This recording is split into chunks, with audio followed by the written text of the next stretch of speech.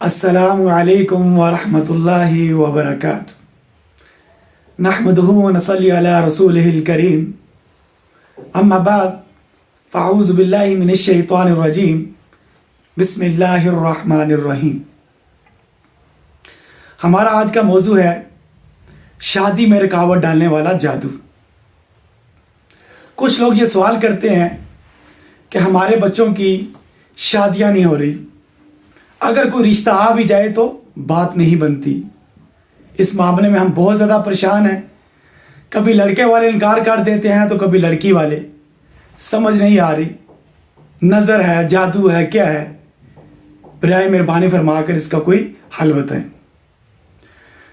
سب سے پہلے تو ہم نے یہ دیکھنا ہے کہ اگر رشتے میں رکاوٹ جادو کی وجہ سے ہے تو اس کی کچھ علامات ہیں۔ ان علامات کو بتانے سے پہلے میں اس کا طریقہ علاج بھی آپ کو بتاؤں گا، وہ علامات کا بھی ذکر یہاں پر میں کروں گا۔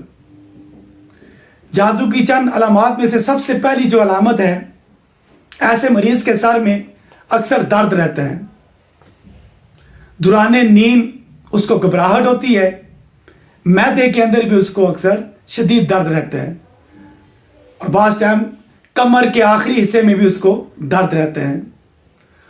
جو اس کا منگیتر ہوتا ہے اس کو بدصورت منظر کے اندر دیکھتی ہے۔ اسی طرح رات سونے سے پہلے اس کو گھٹن محسوس ہوتی ہے، پھر سینے کے اندر بھی گھٹن محسوس ہوتی ہے، خاص طور پر نماز عصر سے لے کر آدھی رات تک۔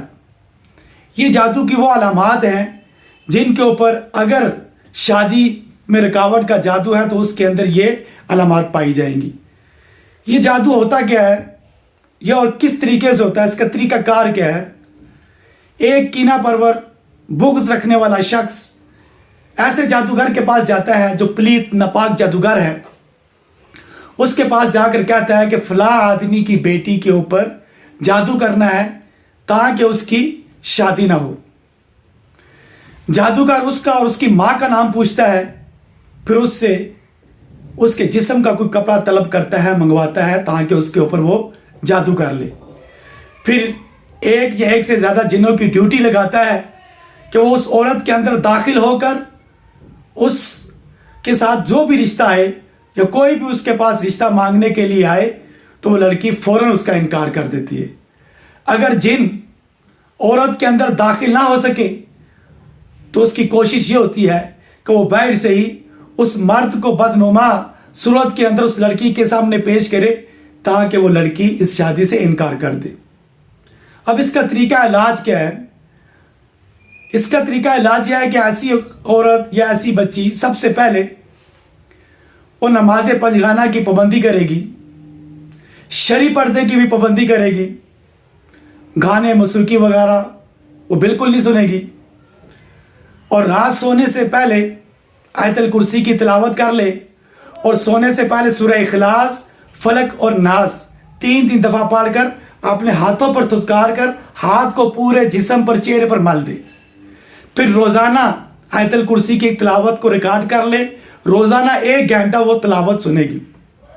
اس کے بعد موسیٰ علیہ السلام کی ایک دعا ہے، اعوذ باللہ من الشیطان الرجیم، رب انی لما انزلت الی من خیر فقیر۔ موسیٰ علیہ السلام جب پردیس کے اندر گئے، اس وقت نہ ان کی شادی ہوئی تھی، نہ کوئی جان پہچان تھی، نہ کوئی رہنے کا ٹھکانہ تھا، نہ کوئی نوکری تھی، تو موسیٰ علیہ السلام نے یہ دعا پڑھی، رب انی لما انزلت الی من خیر فقیر۔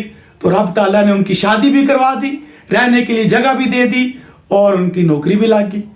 اسی لیے جو بھی ہمارے پاس مریض آتے ہیں، خاص طور پر جو غیر شادی شدہ ہوتے ہیں، چاہے وہ لڑکا ہے چاہے وہ لڑکی ہے، ہم اس کو یہی کہتے ہیں کہ آپ یہ دعا پڑھیں۔ اس دعا کے پڑھنے سے انشاءاللہ اللہ تعالیٰ آپ کے لیے جو یہ رکاوٹ ہے رشتے میں، اللہ تعالیٰ آپ کا غیب سے مدد کرے گا اور آپ کی شادی ہو جائے گی۔ اس کے بعد سورہ اخلاص اور سورہ فلق اور سورہ ناس کو 1 گھنٹہ ریکارڈ کر لے، اس کیسٹ کو روزانہ وہ دن کے اندر کسی بھی ٹائم 1 مرتبہ وہ سنے گی، اور اس کے بعد اس کو پانی کے اوپر دم بھی کر لے، پانی کو روزانہ پیے بھی، اور تیسرے دن اس پانی سے وہ غسل بھی کرے۔ انشاءاللہ اللہ کے فضل و کرم سے، اللہ کی رحمت کے ساتھ اس جادو کا اثر مکمل ٹوٹ جائے گا اور اس کو شفا بھی مل جائے گی۔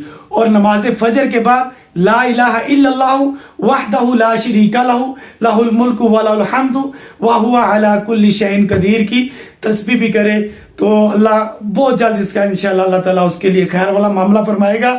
میرے اس میسیج کو، اس پیغام کو زیادہ سے زیادہ شیئر کریں۔